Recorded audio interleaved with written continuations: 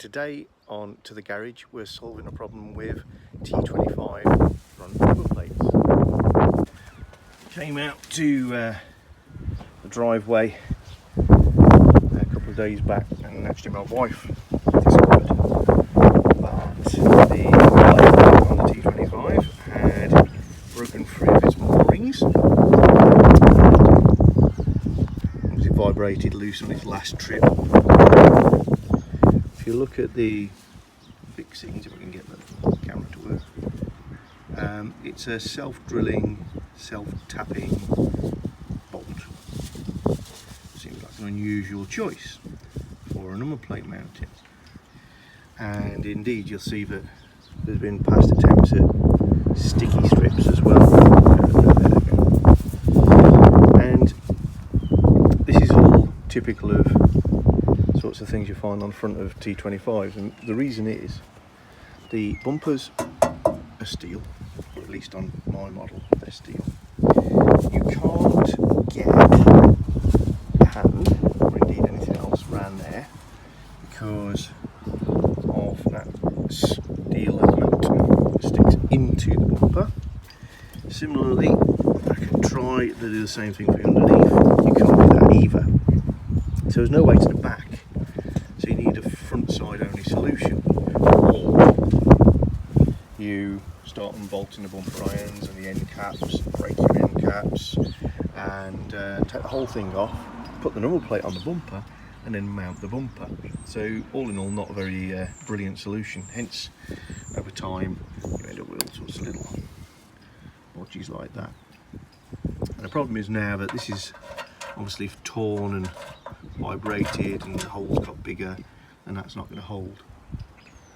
So we need a solution that can be applied from the outside only, and I was going to show you my solution to that. Plastic tubing in there to make the hole a bit smaller, make a raw plug in effect.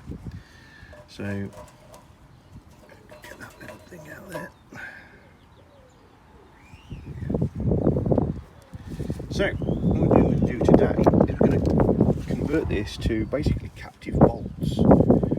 Sort of thing you'd have welded on the back, but not practical to do that, just a little thing. So we're going to do a fix using just these tools and these cute little things called Rivnuts, or threaded inserts.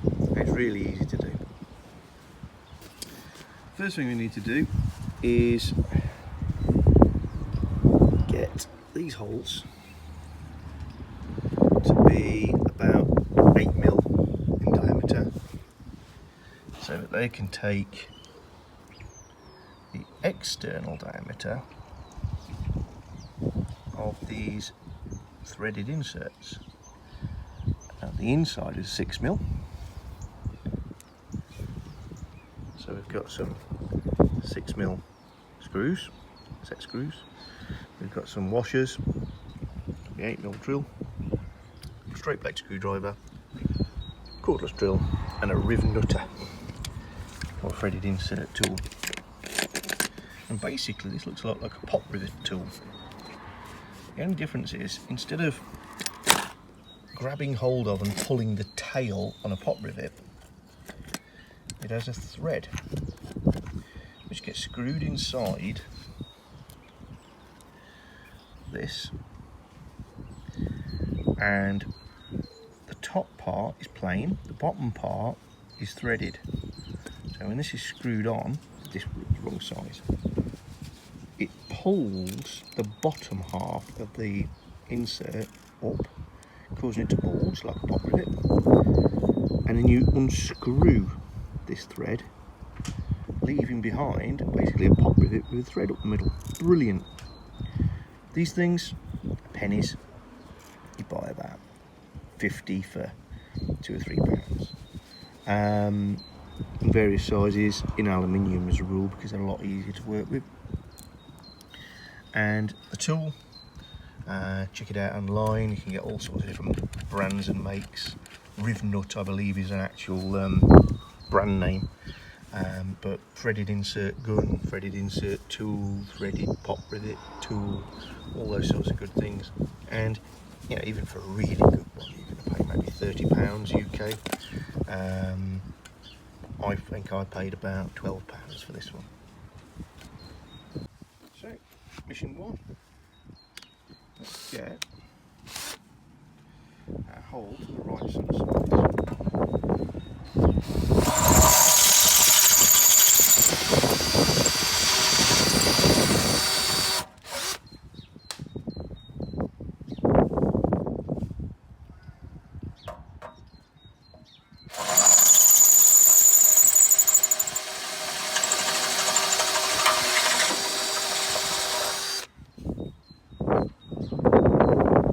Right, so because we've got all this rubbish on here, I am going to paint the bumper at a later date, but as per normal, alcohol's really good for getting off anything that's sticky.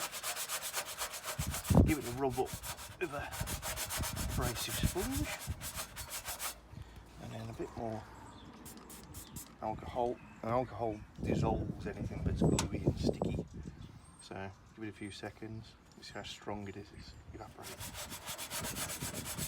I'll just have to get it to a flat surface now. We'll tidy this up later. Mission 2 is to set the tool up for this insert, which is a 6mm. So what we do, we'll screw this collet,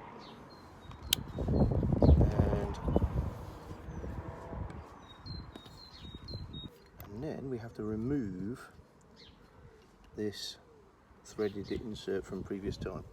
Now we've got a spanner on the back of the leg. Pull that out.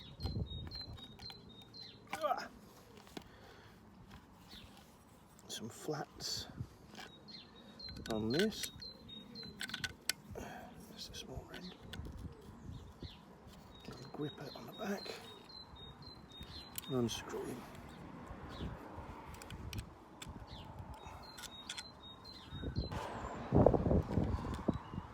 Worth noting that the thread is actually anti-clockwise, so I've just struggled with that. Find the right one and neatly screwed on here with example Rivnuts.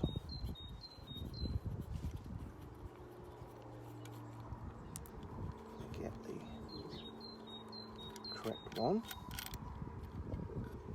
which for us is going to be this nice 6mm. Check, I'm just taking one of our Rivnuts. Put it on. Yeah, that's going to fit lovely.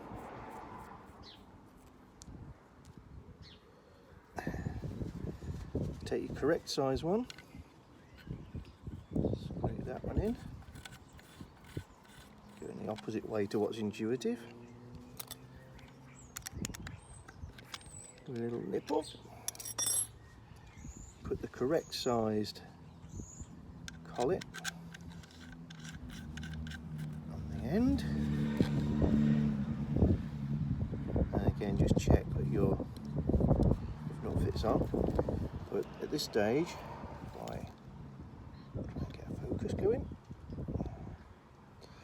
You can see, I hope, that when I pull this back, it's going to push against that head and squeeze it down. That's going to cause a bulge to happen at the bottom end, which will move up, clamping between this flange and the bulge.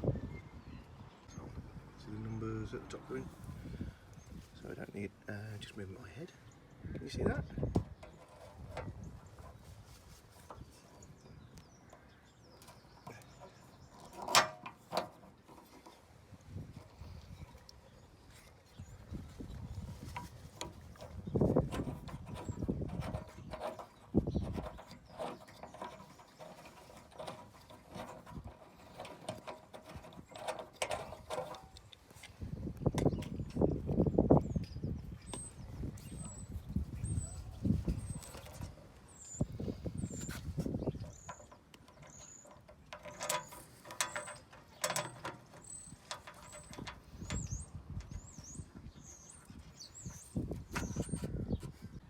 And there we are. I've even managed to OCD the screw heads up to vertical, and we'll put a black touch of paint on the edges so you don't notice them on the digits. But much neater solution and really easy to get the plate back off should you need to in the future. So, go be a nutter, buy a Riv-Nutter, yay! Yeah, great little gadget, loads and loads of uses, and although it's a little unusual, it's not an expensive tool. So try that out, top tip. So if you've enjoyed this little video, come back and see us at the garage again. Loads and loads of top tips and more. See you again soon. Please subscribe.